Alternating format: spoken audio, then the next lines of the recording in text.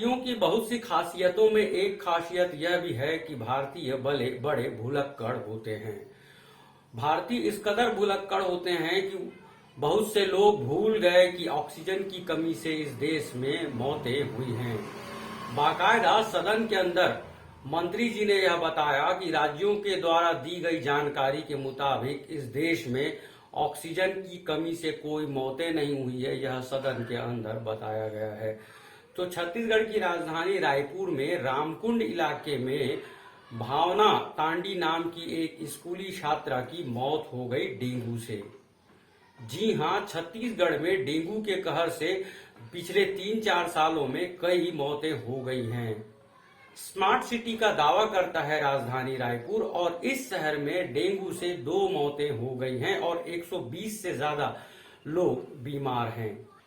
नगर निगम रायपुर बड़े पैमाने पर डेंगू से निपट रहा है, ऐसा वो बताता है। बहुत सी जगहों पर जुर्माना भी लिया है नगर निगम रायपुर में, लेकिन नगरीय प्रशासन मंत्री शिव डहरिया के निजी आवास शताब्दी नगर के आसपास ही जाकर देखना चाहिए राजधानी के लोगों को कि कैसे शासकीय कामों के चलते ही खराब तरीके या गलत तरीके से किए जा रहे कामों के चलते बारिश का पानी जाम है, जहां डेंगू के मच्छर पनप रहे होंगे। तो छत्तीसगढ़ सरकार और नगर निगम यह बताता है कि राजधानी रायपुर स्मार्ट सिटी है। जीई रोड के यात्री प्रतीक्षालय को आप देखें तो डिजिटल बोर्ड्स को देखकर भी यही लगता है कि हाँ, राजधानी रायपुर स्मार्ट है। लेकिन यहां से चंद मीटर की दूरी पर ही भावना पनिका की मौत हुई है डेंगू से। छत्तीसगढ़ सरकार दावा यह भी करती है कि चिकित्सालय चौखट तक पर राज्य के मुख्यमंत्री एवं जनसंपर्क मंत्री ने अपना चेहरा चमकाने के लिए करोड़ों रुपया फूंक दिया है।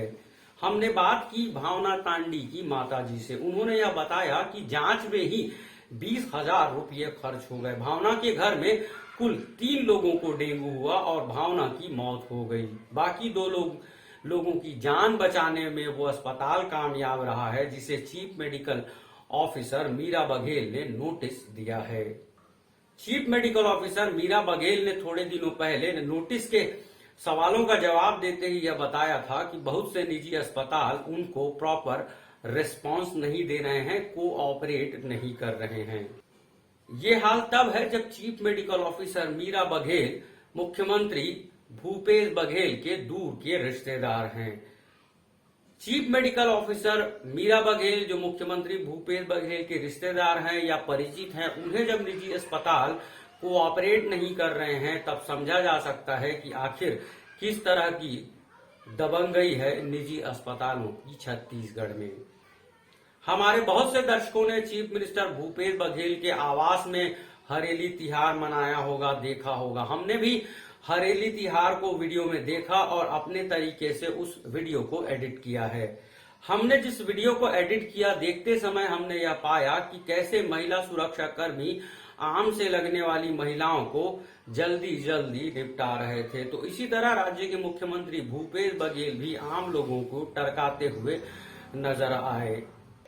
तो राज्य में कोविड-19 से 13,000 से ज्यादा मौतें हो गई। नक्सल मामलों को लेकर मौतें और शहादतों का सिलसिला चलता ही रहता है और ऐसे में छत्तीसगढ़ का पहला तिहार हरेली चीफ मिनिस्टर के बगले में शानदार तरीके से मना लिया गया। राज्य में जैसा कि कुछ आईएएस की बीवियों को रुपयों के बदले नाचने की आदत थी, तो उसके चलते ओडीसी देखना छत्तीसगढ़ के लोगों की मजबूरी थी। ऐसे में जब मुख्यमंत्री के आवास पर हरेली तिहार मनाया गया, तब स्थानीय कलाकारों को देखने का मजा ही कुछ और था। लेकिन यह मजा तब और अच्छा होता जब संस्कृति विभाग सालों से अटके भुगतान कर देता कलाकारों को। पूरे राज्य में ढेलवा ढूंढे दिखाई नहीं पड़ता है, लेकिन शुक्र है उस मैनेजर का जिन्होंने मुख्यमंत्री आवास में ढेलवा झूला लगा दिया। स्कूल शिक्षा मंत्री प्रेमसाय सिंह टेकाम के साथ राज्य महिला आयोग की अध्यक्षा ने ढेलवा झूला झूलने का मजा लिया और मुख्यमंत्री भूपेश बघेल के साथ शेयर करने में कामयाब रहे ओएसडी राजेश तिवारी। और इसी तरह मंत्री मोहम्मद अकबर भी ढेलवा झूलते नजर आए।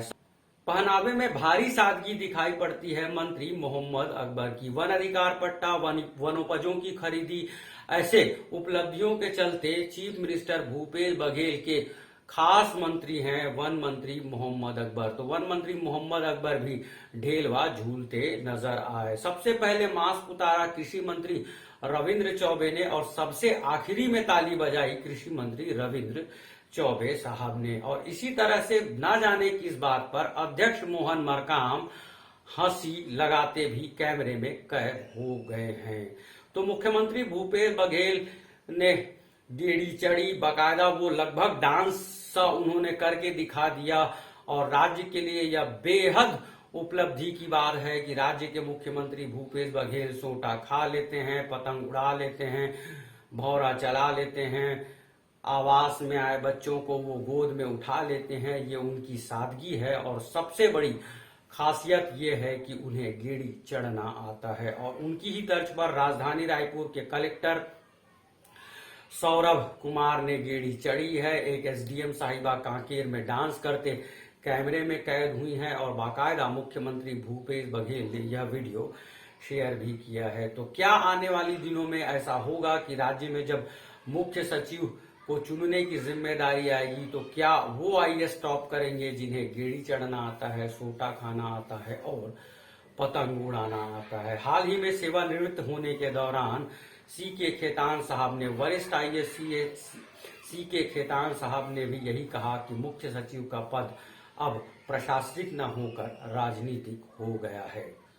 तो प्रमुख सचिव पद से रिटायर हुए गणेश शंकर मिश्रा साहब ने आधिकारिक तौर पर भारतीय जनता पार्टी का गमछा लपेट लिया है। मंत्री रहे राजेश मूणत ने मीडिया को यह बताया कि काफी दिनों से उन्हें जिम्मेदारियां दे दी गई थी गणेश शंकर मिश्रा साहब को और आधिकारिक तौर पर उन्होंने अब भाजपा की सदस्यता ले ली है। तो अब भारतीय जनता पार्टी में, छत्तीसगढ़ भारतीय जनता पार्टी में आईएएस की संख्या 2 हो गई है। गणेश शंकर मिश्रा साहब से पहले ओम प्रकाश चौधरी ने भारतीय जनता पार्टी का गमछा लपेट लिया था। बाकायदा उम्मीदवार रहे हैं ओपी चौधरी और शेविंग किट, बिछिया, साड़ी जैसे चीजें बांटने का आरोप उन पर लगा था और शायद इन्हीं आरोपों के चलते आम आदमी पार्टी कोरबा, रायपुर, धमतरी में जिंगल गा रहा है। यह जिंगल क्या कहता है?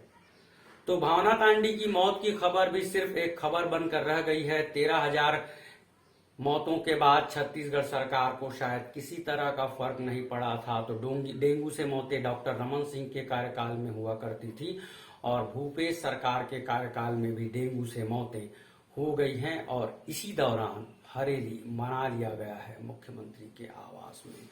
हम जब इंटरव्यू कर रहे थे तब हम शालीनता के कायल हो गए। कोई शिकवा शिकायत नहीं है किसी भी राजनेता, किसी भी दल से भावना के माता और पिता को, जबकि उन्होंने कोविड-19 का कहर देखा है। आजीविका के सारे रास्ते बंद हो गए, सिलाई का वो काम करती हैं, फिर भी परिवार की उस सादगी का हम कायल हो गए जिन्हें किसी भी नेता से कोई शिकवा शिकायत नहीं है। और शायद इसीलिए मुख्यमंत्री भूपेश बघेल की कोई चिंता नहीं है कि राज्य में कितने मौतें हो गई हैं।